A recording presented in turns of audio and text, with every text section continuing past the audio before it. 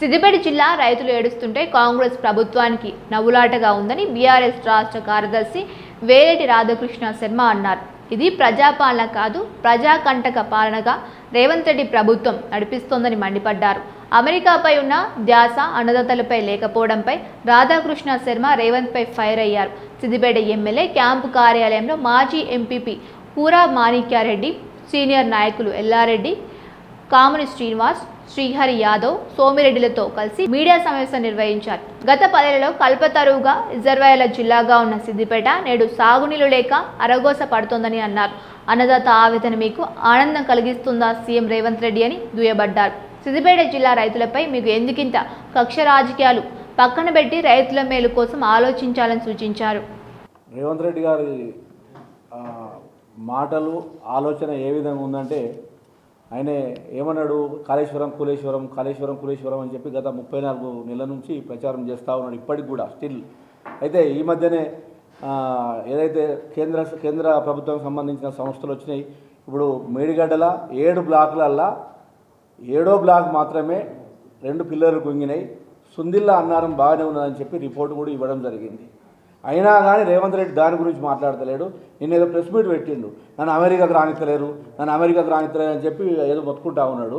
అయితే రేవంత్ రెడ్డి గారు, నువ్వు అమెరికాకు పోయి పొడిచేది ఏం లేదు. అక్కడ ప్రజాపాలన పేరుతో అధికారంలోకి వచ్చినటువంటి రేవంత్ రెడ్డి ప్రజాకంటక పాలనను కొనసాగిస్తూ ఉన్నారు.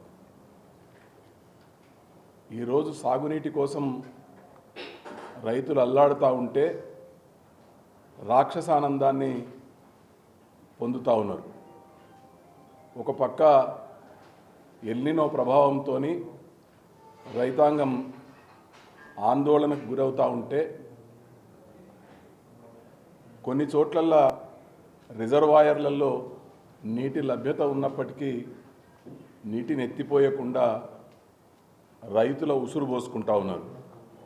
ముఖ్యంగా ఎల్లంపల్లిలో కానీ మిడ్మానేరులో కానీ ఈరోజు నీటి లభ్యత ఉంది. ఎల్లంపల్లి రిజర్వాయర్లో దాదాపు 27 టీఎంసీల నీళ్లున్నాయి. అదేవిధంగా మిడ్మానేరులో 21 టీఎంసీ వాటరు అవైలబుల్ ఉంది.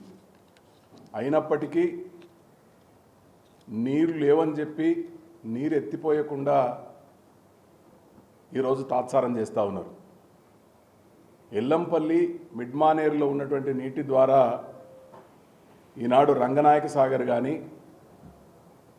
అదేవిధంగా మల్లన్న సాగర్ కానీ, కొండపోచమ్మ సాగర్కి కానీ నీటిని ఎత్తిపోసేటువంటి అవకాశం ఉంది.